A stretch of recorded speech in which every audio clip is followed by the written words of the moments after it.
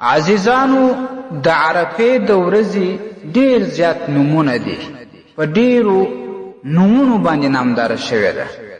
معارف الاسلام اداره یو خبر خدا یاد وساتئ چې ابي مالک اشعری رضی الله عنه وایي والشیء اذا تعددت اسماؤه، داسې یو شی چې د هغه نومونه ډېر سي دل على عظمته و شرفه، دغه ډېر نومونه هم په دې باندې دلالت کوي چې دا د عظمت والا شی دی، دا د شرافت والا دی. نو دا شان د عرفې چې دا کومه ورځ ده په ډېرو زیاتو نومونو باندې نامداره سوې ده، او په دې کې د علماو ډېر اقوال موجود دي چې د عرفه ولې ورته وایي. یو قول په دې کې دا راځي چې کله جبرائیل علیه السلام و ابراهیم علیه السلام ته مناسک د حج ټول وښودل، نو بیا ورته ویل چې اعربت ودې پېژندل مناسک ټول درته معلوم سوه؟ ابراهیم علیه السلام ورته ویل چې نعم هو، نو په دې وجه باندې عرفه ورته وایي. او یو قول دا راځي چې د دې ذوالحجې په اتم باندې چې یوم الترویه ورته وایي، په دې باندې ابراهیم علیه السلام خوب ولیدی، په خوب کې دا ورته ویل سول چې خپل بچی ذبح کړه. په سوچو کې وو چې دا به اوس رحماني خوب وي که به شیطاني خوب وي. بیا چې کله د عرفې په دې شپه باندې دویم وار خوب ولیدی، بیا په خوب کې هم دا ورته ویل سول چې خپل بچی اسماعیل علیه السلام ذبح کړه. نو فلما اصبح عرف ان ذلك من الله عز وجل، چې کله سهار سو نو دا وپېژندل چې دا خوب رحماني دی، د الله رب العالمین له طرفه دی. فسمي اليوم عرفه، نو په دا خاطر باندې هم عرفه ورته وایي. او دریم قول دا نقل شوی دی چې دې ته ځکه عرفه وایي لأن الناس يعترفون هناك في ذلك اليوم بذنوبهم إلى الله عز وجل. تمام خلق په خپلو ګناهونو باندې اعتراف کوي چې الله مونږ ګناهګاره یو، مونږ ته معافي نصیب کې، مغفرت راته وکې او توبه کاږي. الله رب العالمین د دوی توبه قبلوي، نو په دې خاطر باندې عرفه ورته وایي.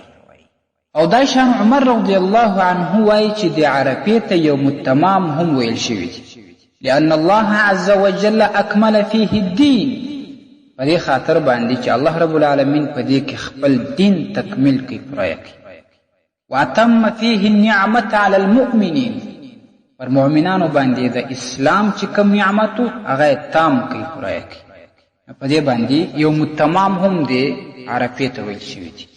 دا شان ډېر زیات نومونه نور هم نقل شوي دي. مختصره خبره به کوو. نو دا چې دومره د شرافت والا، دومره د عظمت والا شپه و ورځ د عرفې ده، په دې کې عبادات هم ډېر زیات فضیلت لري. انس ابن مالک رضی الله عنه وایي چې د ذوالحجې په دې لسو ورځو کې چې ته کوم نیک عمل وکې، دا داسې مثال لري لکه زر ورځې چې مسلسل ته هغه نیک عمل تکرارای. مثال د ذوالحجې په دې لسو ورځو کې بغیر د عرفې تا یو صدقه وکړل، دا داسې مثال لري لکه ته چې مسلسل زر ورځې هر ورځ سره کوې. نفل دې وکړل په دې ورځو کې، داسې مثال لري لکه زر ورځې چې مسلسل ته هغه نفل کوې. دغسې پر دې باندې نور اعمال هم قیاس کړه. خو لیکن د عرفې ورځ چې کومه ده، په دې کې که کوم مسلمان نیک عمل وکړي، هغه چې هر نیک عمل وي، دا داسې مثال لري، دا دومره ډېر چنده کېږي لکه 10,000 ورځې چې مسلسل ته هغه عمل کوي. 10,000 ورځې چې مسلسل ته هغه عمل جاري ساتي. 2 رکعات نفل دې وکړل، صدقه دې وکړل، یو بل د خیر کار دې وکړي، داسې مثال لري لکه 10,000 ورځې چې مسلسل ته هغه نیک عمل کوي. د عرفې دا ورځ بیا دومره عظیم فضیلت لري. او په دې کې بیا روژه نیول. عایشه صدیقه رضی الله عنها وایي ما من السنة يوم احب الی ان اصومه من یوم عرفه. په کال کې بل دومره محبوبه ورځ ما ته نسته زه په هغه کې روژه ونیسم بغیر د عرفې د ورځې ما ته د کال په ټولو شپو کې دا محبوبه ده چې زه د عرفې په دې ورځ باندې روژه ونیسم. او د روژې په فضیلت کې نبی صلی الله علیه وسلم فرمایي من صام ایام العشر کتب له بكل یوم صوم سنة. په دې لسو ورځو د ذوالحجې کې یعنې د لوی اختر په دې لسو ورځو کې که څوک یوه روژه ونیسي داسې ده لکه یو کال چې روژې نیولي. دا حدیث مخکې د ذوالحجې په فضیلت کې تیر شو، خو د عرفه ورځ دلته استثناء ده.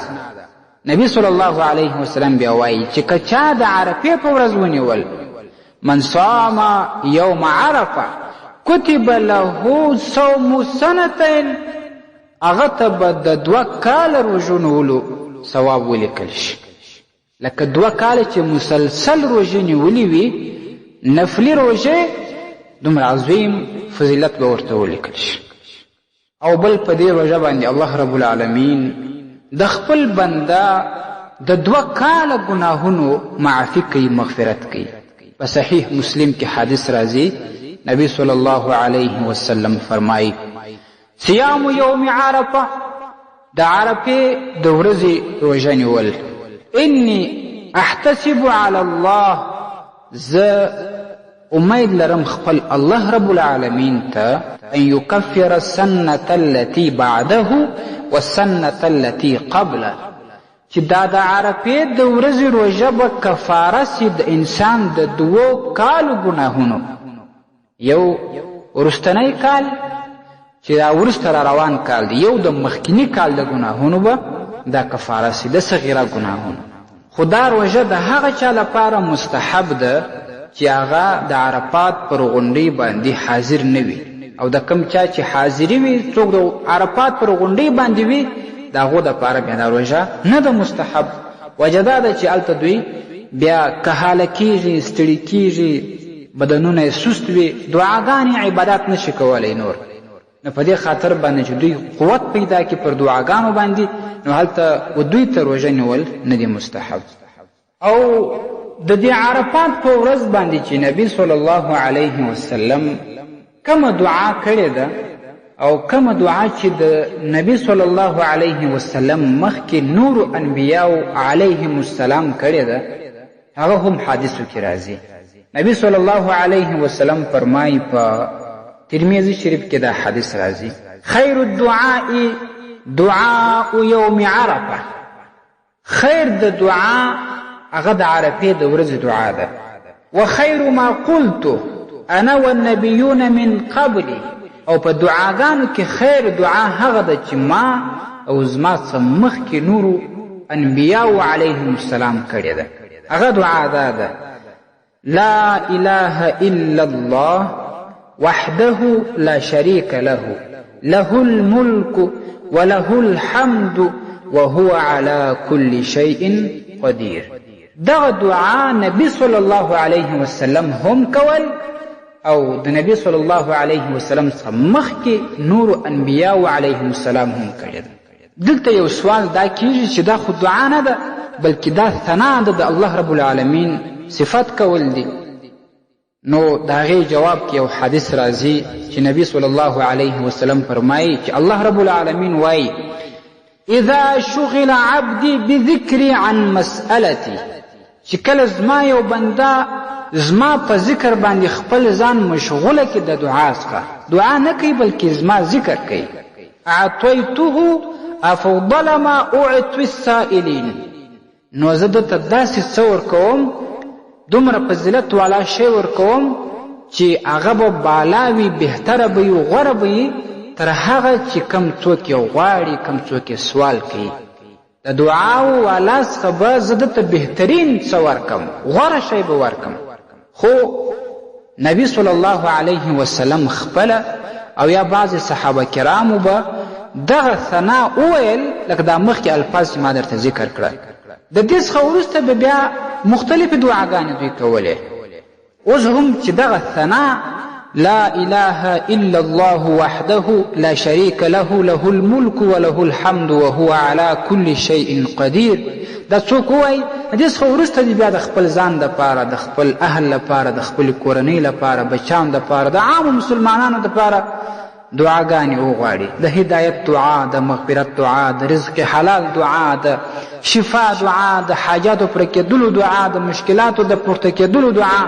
داسې دعاګانې بیا هر څوک کولی شي. ستاسې د اسلامي پوښتنو جوابونکی مفتي حکیم الله صابر الحنفي صاحب.